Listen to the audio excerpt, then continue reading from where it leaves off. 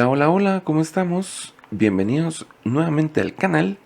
En esta oportunidad vamos a hacer el problema 25 del capítulo 7, que es una red de escalera.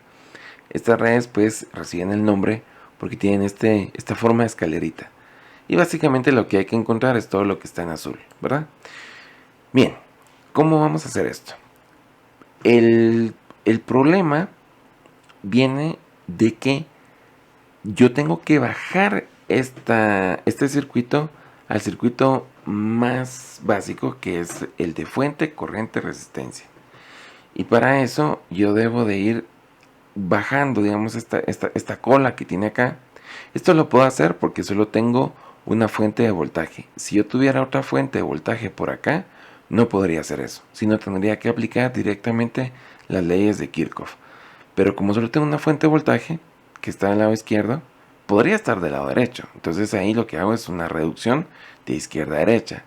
Como la fuente de voltaje está del lado izquierdo, lo que tengo que hacer es una reducción de derecha a izquierda, ¿verdad? Entonces lo que voy a hacer es agarrar estos dos y unirlos en serie, porque los dos están en serie, la resistencia 6 y la resistencia 7. Entonces lo que voy a tener es lo siguiente. Disculpen si no lo voy a hacer así tan... Uy, los dibujitos, pero es de que este problema sí va a llevar tiempecito hacerlo, ¿verdad? Entonces aquí tenemos las resistencias 1, 2 y 3, la resistencia 4, la resistencia 5 y por último aquí voy a tener una resistencia equivalente 1. Esta resistencia equivalente 1 es la unión de esta que está aquí y esta que está aquí en serie, ¿verdad? Entonces vamos a tener un ohm más 2 ohms. Entonces la resistencia equivalente 1 va a ser de 3 ohms. Ahora bien, esta resistencia y esta resistencia están en paralelo, entonces las debo de juntar. Aquí voy a tener ahora los 240 voltios, la resistencia 1, la resistencia 3, la resistencia 2, la resistencia 4 y aquí voy a tener la resistencia equivalente número 2.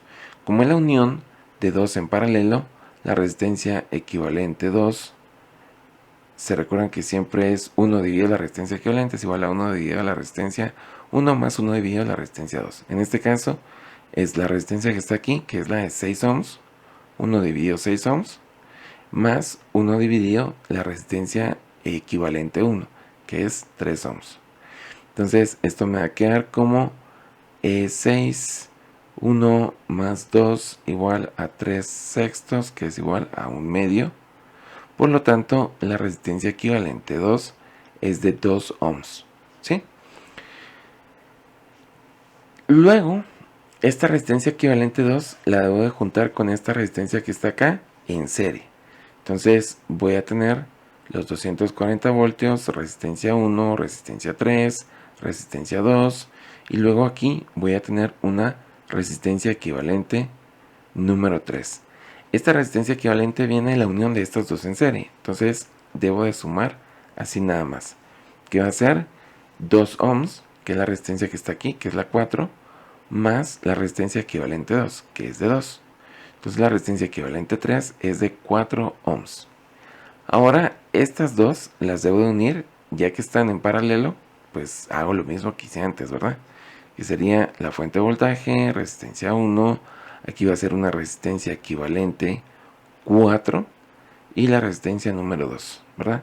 Entonces la resistencia equivalente 4 va a ser 1 dividido la resistencia equivalente 3, que es 4, más 1 dividido la resistencia que se encuentra aquí, que es la resistencia 3, que también es de 4.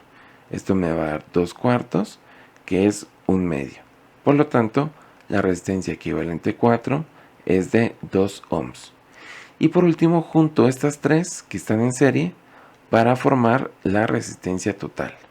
Se recuerdan que ya la última resistencia se le conoce como resistencia total, que es la unión de estas tres en serie, que sería 3 ohms más 2 ohms, que es la resistencia equivalente 4, más 5 ohms, que es la resistencia número 2. Y esto me da un total de 10 ohms. Con esta resistencia y el voltaje de la fuente, que es 240 voltios, yo puedo determinar la corriente I del sistema, que sería 240 voltios dividido 10 ohms.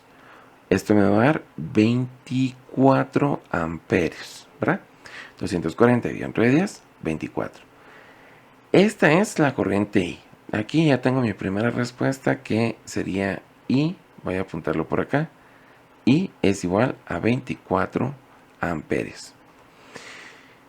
A partir de este punto tengo que regresar en cada uno de estos circuitos hasta ir destapando, digamos, los elementos que yo necesito. Como esta es la unión de estas tres en serie, lo que se van a compartir es la corriente. Entonces aquí hay 24 amperios, 24 amperios, 24 amperios. Como necesito el voltaje de la resistencia 3, ojito, entonces voy a trabajar únicamente con esta resistencia, la equivalente 4. Como tengo la corriente y el valor de la resistencia, yo puedo determinar el voltaje equivalente 4, que sería corriente por resistencia. ¿Se recuerdan que todo esto viene de la ley de Ohm? I es igual a V dividido entre R. Entonces, voltaje es corriente por resistencia. En este caso serían los 24 amperios multiplicado por la resistencia equivalente 4, que serían 2 ohms. Y esto me daría 48 voltios, ¿sí? Estos 48 voltios están en esta resistencia. Entonces, como esta resistencia equivalente 4 proviene de estas dos en paralelo, cada una de estas resistencias va a tener un voltaje de 48 voltios. Esta y esta. Esta resistencia que está aquí ya es la resistencia número 3. Por lo tanto, el voltaje 3 va a ser de 48 voltios. Me voy a quedar con la resistencia equivalente 3 porque pues aquí están los otros datos que tengo que conseguir. De la resistencia equivalente 3, lo que yo puedo determinar, como tengo el voltaje, es la corriente equivalente 3. En este caso va a ser el voltaje 48 voltios dividido la resistencia equivalente 3, que sería 4 ohms.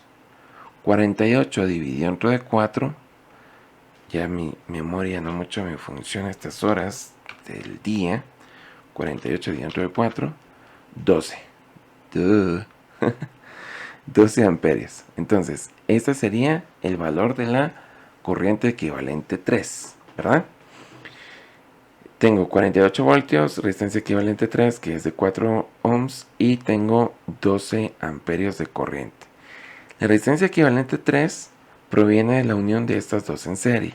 Esto quiere decir que lo que se comparte es la corriente. 12 amperios aquí y 12 amperios aquí, ¿sí? Lo que necesito es el voltaje 5. Entonces me voy a quedar con la resistencia equivalente 2 y de este punto voy a encontrar el voltaje equivalente 2, que va a ser la corriente de 12 amperios por la resistencia, que es de 2 ohms. Entonces el voltaje equivalente 2 es de 24 voltios. Aquí hay 24 voltios. Como esta resistencia equivalente 2 proviene de dos que están en paralelo, quiere decir que el voltaje de esta resistencia es 24 voltios y el voltaje de esta resistencia es 24 voltios, ¿sí? ¿Qué quiere decir esto? Que el voltaje 5 es igual a 24 voltios. Luego necesito el voltaje 7 y la corriente 7. Para eso debo de trabajar este último pedazo del circuito, pero antes de hacer eso necesito la corriente equivalente 1, ¿verdad? La corriente equivalente 1 proviene de el voltaje que está acá, que es 24, dividido la corriente equivalente 1, que es 3 ohms, y esto me va a dar 8 amperios.